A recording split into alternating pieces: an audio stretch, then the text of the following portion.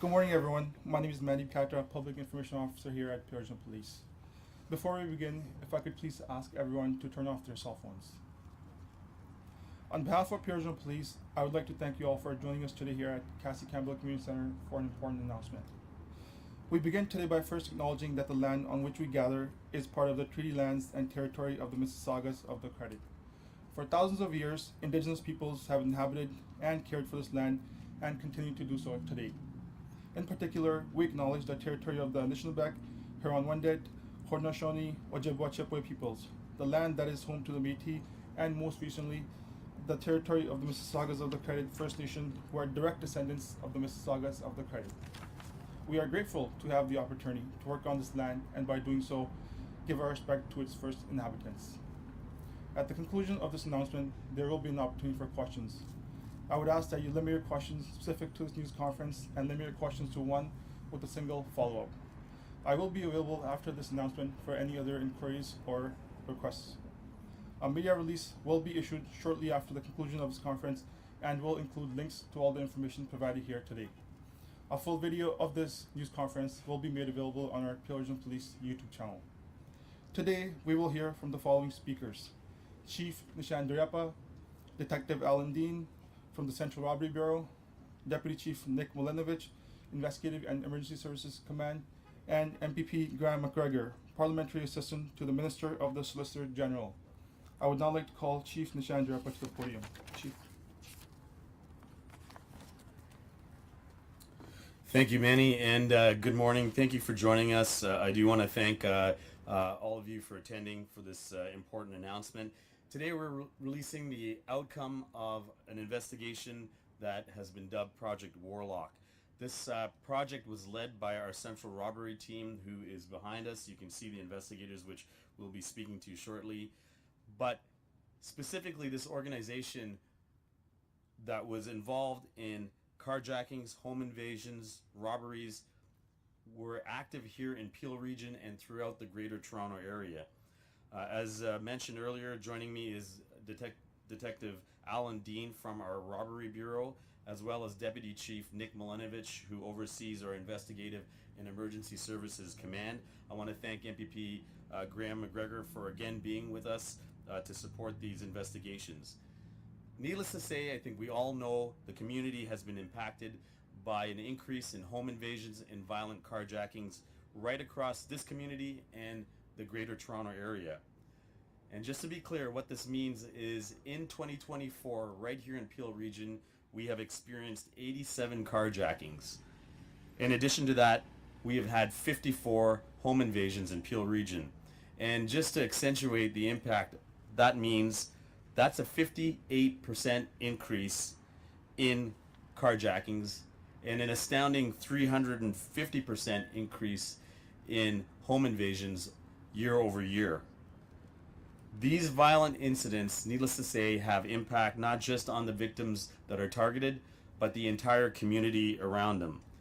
And that is why we are here, not in a police facility, but standing in one of these communities that was affected by this. Right here in this community right behind us, we've had 3 of these specific home invasions occur. The reason we're here also is also to let the community know that we will not tolerate these incidents, that we will follow up, pursue, investigate, and arrest those that are involved and charge them. This, in fact, is a symbol of us taking back this community and making sure that it will not be tolerated here in Peel region, and that we will continue to devote the resources that we need to stop these individuals that endanger the lives of those. And this project is another example of the remarkable work our men and women do here in Peel region. Since late 2023 and into the spring of this year, investigators with the Central Robbery Unit have been investigating several home invasions, carjackings, and robberies with this organized criminal network. These offenses have not only occurred in Brampton and Mississauga, but also in other municipalities, as you will hear. They were targeting high-end vehicle and luxury items. In total, 17 incidents in Peel region, many of which have affected families. And just to be specific, the home invasions have involved individuals waking up to firearms being presented to them in their beds, children's at home being traumatized. I have had the opportunity, thanks to Deputy Milanovic, to read a couple of the victim impact statements of the individuals. It has forever changed the lives of some of these families and the children on the way they live on a day-to-day basis. And the compromise on public safety goes beyond just the numbers that we're quoting to you. The ripple impact that we all know is one which deserves a strong response from a police service.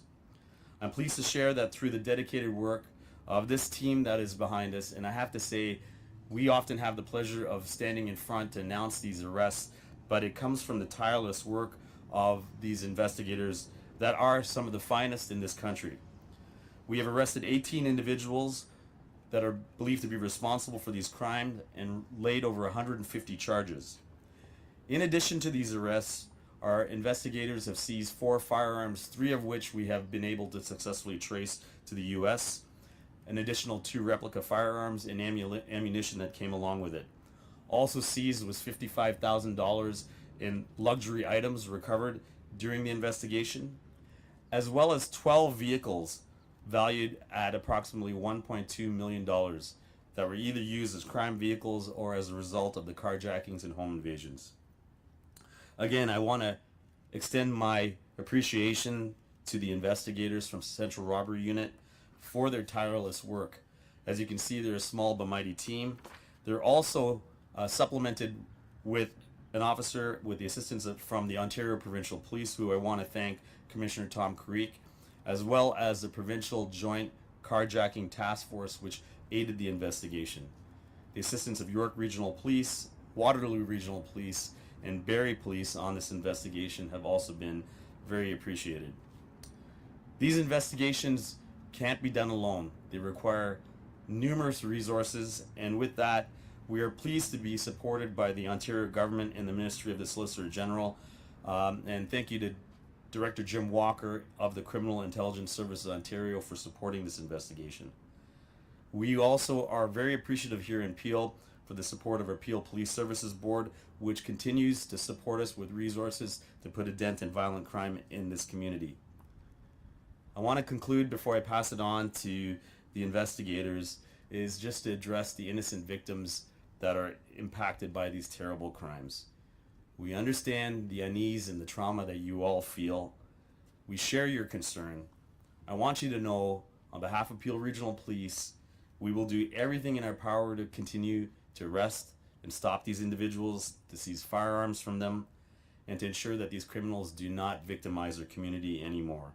And with that, it's my pleasure to turn it over to Detective Alan Dean of our Central Robbery team to provide further details on this investigation. Alan?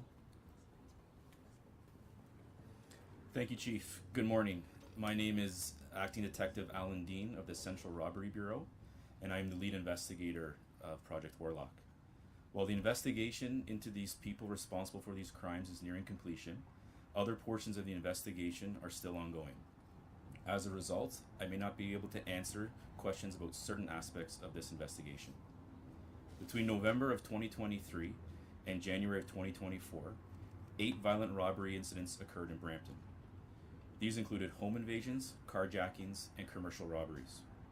The suspects targeted jewelry, currency, designer clothing, and luxury vehicles. During the course of one home invasion, a victim sustained a life-threatening gunshot wound to his lower body. The initial investigations into these 8 incidents identified an organized criminal network based in Brampton and Mississauga as being responsible for these robberies. The discovery led to the creation of Project Warlock.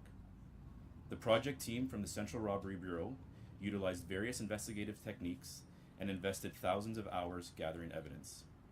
Throughout the 6-month investigation, an additional 9 robbery incidents that occurred in Peel Region were also linked to this criminal network. Investigators arrested 18 individuals, laid 150 criminal charges, and executed over 60 search warrants. 12 stolen vehicles valued over $1.2 million were recovered, in addition to $55,000 worth of stolen property. 4 loaded prohibited handguns were seized. 3 of the firearms originated from the United States. The fourth had the serial number removed and is yet to be traced at this time. 97 rounds of ammunition, numerous high-capacity magazines, and 2 replica firearms were also seized. In addition to the robbery charges, some of the involved parties have been charged with breach of release orders, breach of probation, firearm offenses, drug possession and trafficking offenses, breach of trust, intimate partner violence related charges, and possession of property obtained by crime. The following individuals were identified and arrested: Nania Quarton, a 21-year-old from Mississauga; Mark Obahat, a 19-year-old from Brampton;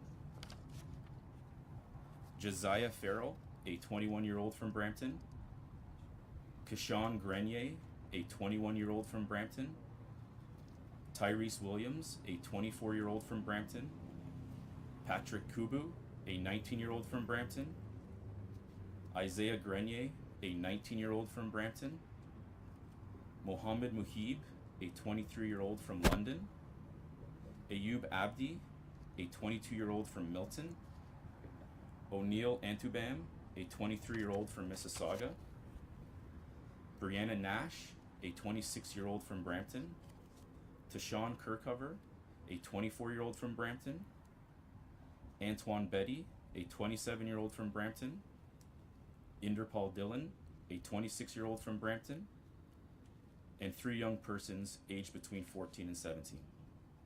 The investigation also uncovered evidence for an additional 2 robberies outside of Peel Region. This information was shared with a partnering law enforcement agency, and as a result, an additional 51 criminal charges were laid. The successful completion of this investigation was made possible through funding provided by the Ontario Government, Ministry of the Solicitor General, in which the Criminal Intelligence Services of Ontario supported the Peel Regional Police Central Robbery Bureau. We would also like to recognize the communication and collaboration involving our law enforcement partners, including York Police, Waterloo Police, Ontario Provincial Police, Barrie Police, and the Provincial Carjacking Task Force. I would now like to turn it over to Deputy Chief Nick Milinovich to provide further comments.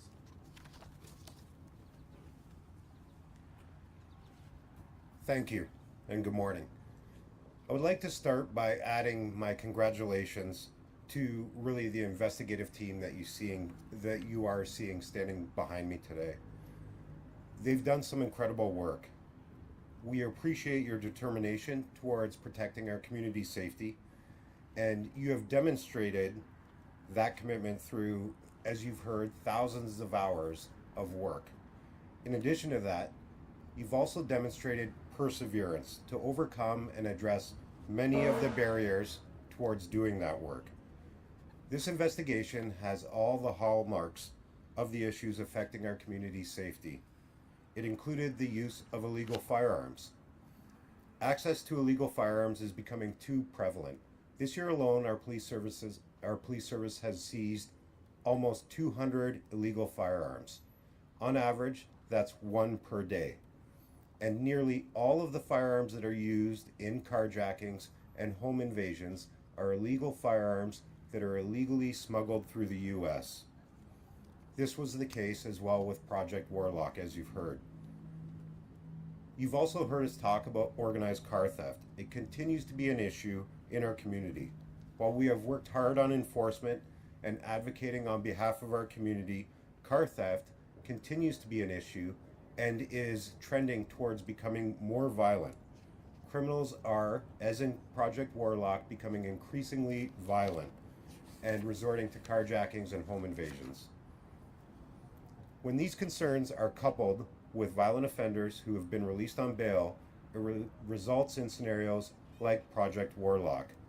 To be clear, a small percentage of violent criminals is creating the majority of violent crime. 6 of the 8 individuals in this investigation that were arrested had previous charges and were on various forms of release. 15 of the 8 arrested in this project were held for bail by the investigative team that you see behind us. Of the 15 held for bail, more than half have been released.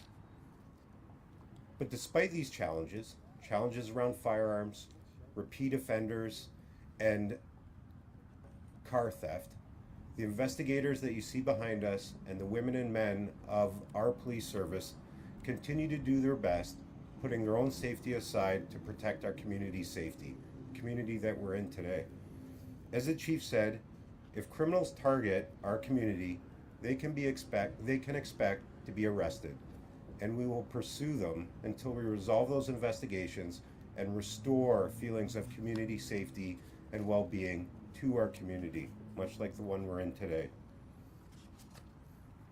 I would also like to thank all the assisting law enforcement partners that helped on Project Warlock, particularly the Ontario Provincial Police and the Provincial Carjacking Task Force. We are grateful to the Criminal Intelligence Service of Ontario for their continued funding, support of our investigations. And of course, I would like to thank our Police Services Board, our region, and our community. They provide us the support and momentum necessary to see the results that we're enjoying today. Thank you. I will now turn it over to Graham McGregor, MPP for Brampton North and Parliamentary Assistant to the Solicitor General of Ontario.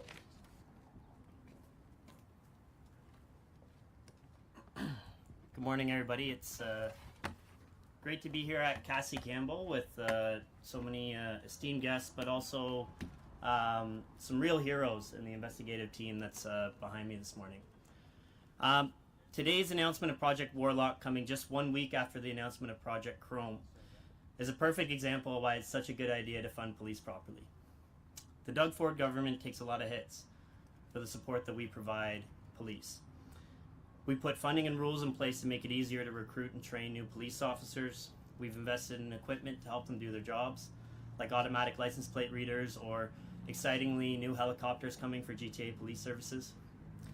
And we've invested in health and mental health supports to make life a little bit easier and a little bit better when the shift's over. When we make these investments, inevitably there are politicians and other public figures who are quick to criticize. They argue we shouldn't be funding the police the way that we are, that the funding would be better spent somewhere else. Heck, sometimes they just tell us to abolish the police altogether. I challenge those people to take a look at the charges laid in Project Warlock and tell me that the Peel Police aren't worth every damn penny the taxpayers spend on them. Our government is proud to have supported Project Warlock through the Ministry of the Solicitor General, specifically the Criminal Intelligence Service of Ontario, at a time when many residents feel unsafe. Announcements like these help us all sleep a little bit easier. But now to address the elephant in the room. When I was briefed on Project Warlock, I was dismayed to hear that several of the suspects in custody were arrested while out on bail. And this is a story that residents are sick and tired of hearing. Repeat and violent offenders who continue to walk our streets because of the revolving door justice system. I hear from police regularly about catching the same criminal 3, 4, 5, 6, 7, 8 times. And to hear that today police are arresting the same people who've already been previously arrested breaks my heart. Project Warlock involves 18 arrests, 150 criminal code charges laid. That's 17 violent home invasions, armed robberies, and carjackings, guns and knives used against innocent people. Shame on our society if these individuals are allowed out on bail to do it again. I understand that it's the role of judges to interpret the law and make rulings. It's not a politician's business to get involved, fine. But the criminal code that they're interpreting is written by politicians, specifically the federal politicians that we have in Ottawa. Premier Ford wrote a letter over a year and a half ago, signed by all 13 provinces and territories in Canada, calling on Prime Minister Trudeau to implement meaningful bail reform. We have continued to see a revolving door justice system ever since. On behalf of the Ontario government, I'm echoing that call here today. We have 11 Liberal MPs here in Peel Region who represent the governing party. I hope that they're listening. I hope they're advocating to the Prime Minister to do the right thing. We've heard from the police on this, but put yourself in a victim's shoes. Imagine an armed scumbag breaks into your home, puts a gun to your head. Police do their jobs and catch the guy who did it. You expect him to go to jail, only you see him at the gym the next day because the lax criminal code let him out on bail. Enough is enough. Ontario has done its part. Peel has done its part. Peel Police, they've gone above and beyond what anybody could reasonably expect of them. We need the federal government to do their part. Let's make it happen. Thank you.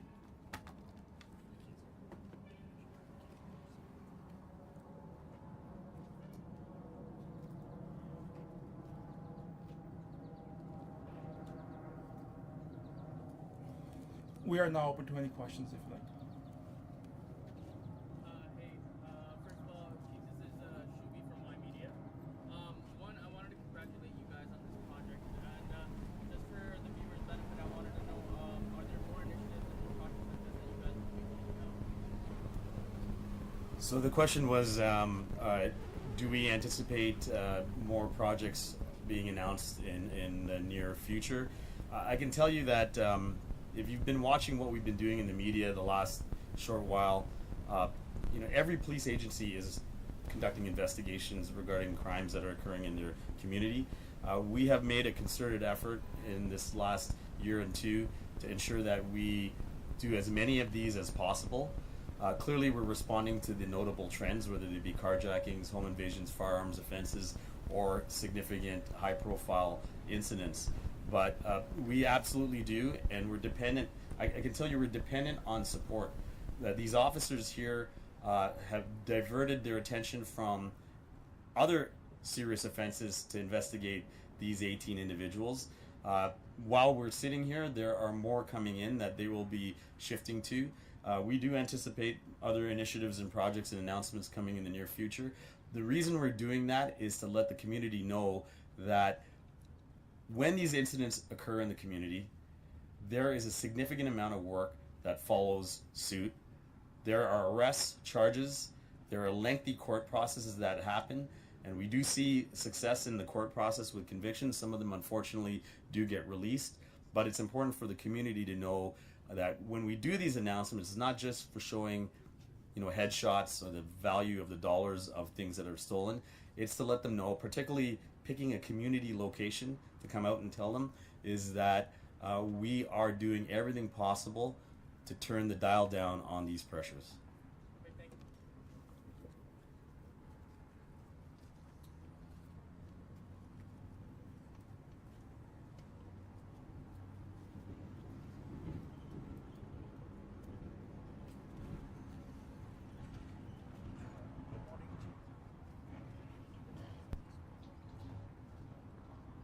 Good morning, Chief. This is Nitin Chopra from Prime Asia TV. We have heard MPP Graham McGregor, we have heard Deputy Chief Nick, and we have heard you about the challenges of revolving doors, challenging of all these criminals which we see today. First of all, salute to the investigators also. How many of them were repeated offenders, and how many of them are already out again? So if out of 18, if number can be shared. Yeah, so just in regards to the number of individuals, we arrested, as I said, 18 in total. Of the 18, we held 15 for bail hearings. Of those 15 held, 9 have since been released on conditions into the community. Prior to the investigation, Project Warlock, 6 of the individuals were on release orders from the courts. Follow-up is, yes, Chief, if you can explain us where is the disconnect. Reason is, like recently we interacted with the Honorable Arif Virani, who is the Minister of Justice and Attorney General of Canada. We asked them about this question, that why we are releasing people like the repeated offenders out again and again, and their answer was, we amended the criminal code twice, one last year and one this year in January. But we see where are the results? Results are the same. Police and investigators are doing their best because we are standing in between the community, and I will expect if you can answer where is the disconnect, and also if MPP McGregor can also add into that. We are putting everything on the federal MPs, and none of them is present here today. We want an answer from them also. Like if community wants, police want, our politician wants, province wants, city wants this crime to be handled, keep criminals behind the jail, and why our MPs are absent, they are not present, or they don't attend the media about these changes in the criminal code. Where are the results? Thank you. Thank you, Nin. So very, very quickly, every chief in Ontario, including myself and the OPP commissioner, have been very vocal in the last year and a half, 2 years, as it relates to recommended changes, not just federally, but to the way the courts operate and how bail is seen for repeat violent offenders.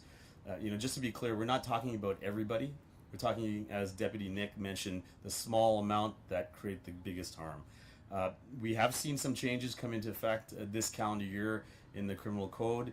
It is, in my opinion, a little early to see how that's materializing as it relates to trends. But to answer your question about where the disconnect is, you can write legislation. My officers can lay the charges. Our Crown attorneys do an amazing job. They are essentially overburdened and stretched as well. But the application of how the law and the framework is still in the hands of the judicial system. And, there are many factors involved when it comes by case-by-case basis to release somebody on a form of release or on bail or to keep them in custody. But it really comes down to the individual that is in the courtroom and their application of the framework that's set before them. And, without me going down too far, and probably MPP McGregor can say a bit more than I can, that's where it needs to change. The harm that is being caused by releasing individuals versus the risk of keeping them in custody is disconnected. And we're seeing individuals, we've seen the auto theft cases where somebody's been involved with a violent carjacking. They're in a courtroom, they're released, and they steal a car in the parking lot of a courtroom. That happens right here in Peel. Or they're back out committing an offense. So the disconnect is, in my view, part of the whole ecosystem needs to be tightened.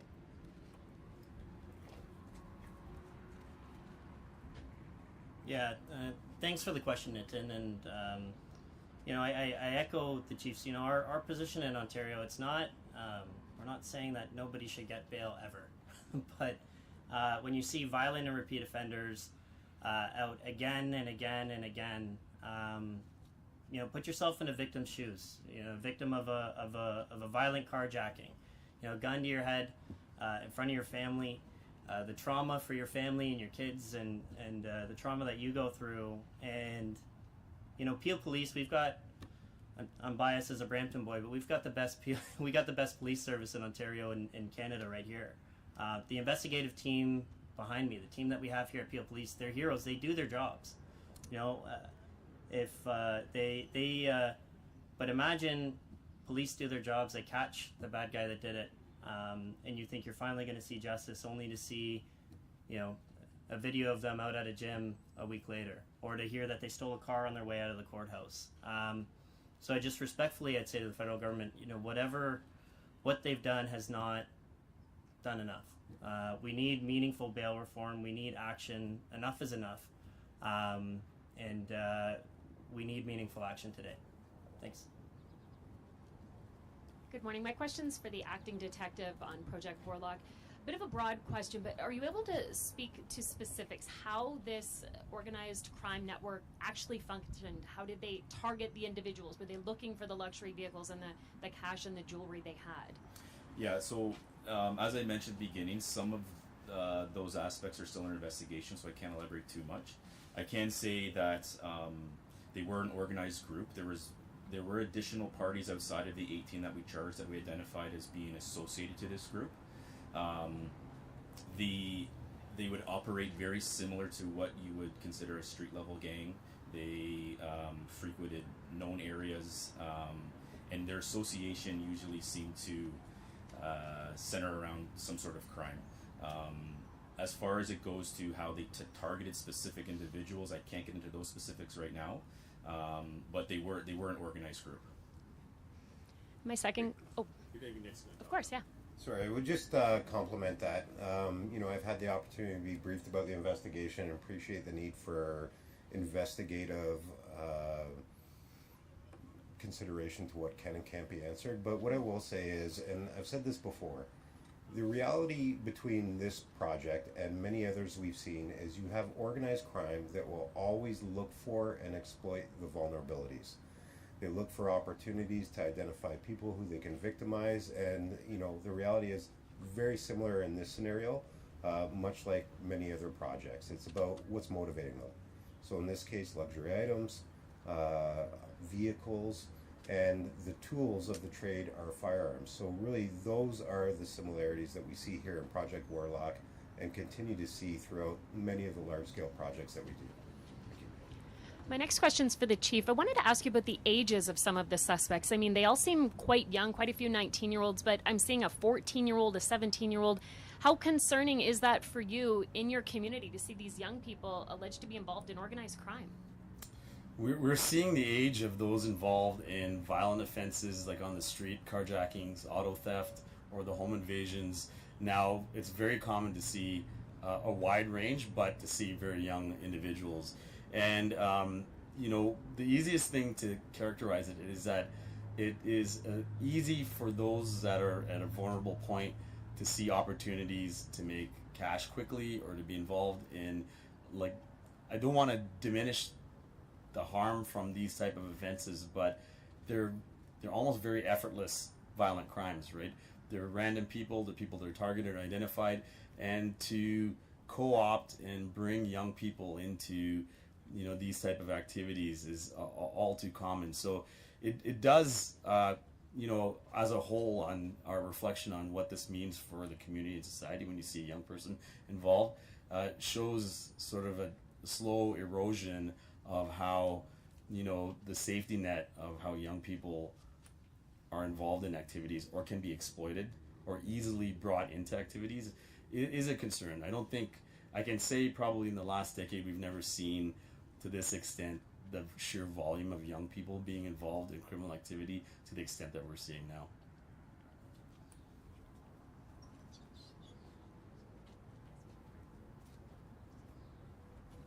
Any further questions? Mind if I ask one more? I just overall wanted to know, every single day we're hearing about carjackings, home invasions. You mentioned the community is terrorized and there's kids involved here. How big of an impact, how big of a dent do you think you put in this Project Warlock, in the organized crime you're seeing in the community right now? So, I think without a doubt, attacking one group of individuals and disrupting them, hopefully for longer than what we see these days, is impactful, because it not only has a ripple effect, the word gets out, the message gets out that Peel is actively involved in it. Do we expect that everybody's going to stop because of one project? Absolutely not. I think we've seen some federal announcements about the reduction in auto theft rates. I can tell you that even though there may be micro trends here and there, we're still seeing almost 16 to 18 vehicles stolen a day here in Peel. That's just shy of one an hour. Many of them are violent, and despite our best efforts for prevention, for vehicles to not be stolen, you can see a shift, as I mentioned to you earlier, 350% increase in carjackings or home invasions, and 87% is less vehicles may be being stolen, but the method that they're being stolen is changing more dominantly to violent offenses. So, the dent is significant for us, but I can tell you that probably today we're going to experience another violent theft of auto in the form of a robbery. And, the continued need for, these are 6 individuals that conducted this investigation. Can you imagine the volume of vehicles, particularly here in Peel and the GTA, requires a tremendous amount of resources when we have so many other pressures here in the community. So the reason we do these announcements is to draw attention to this trend, not only to show a response, but the fact that we're concerned that this is a violent trend that we're seeing not just here in Peel but across the GTA.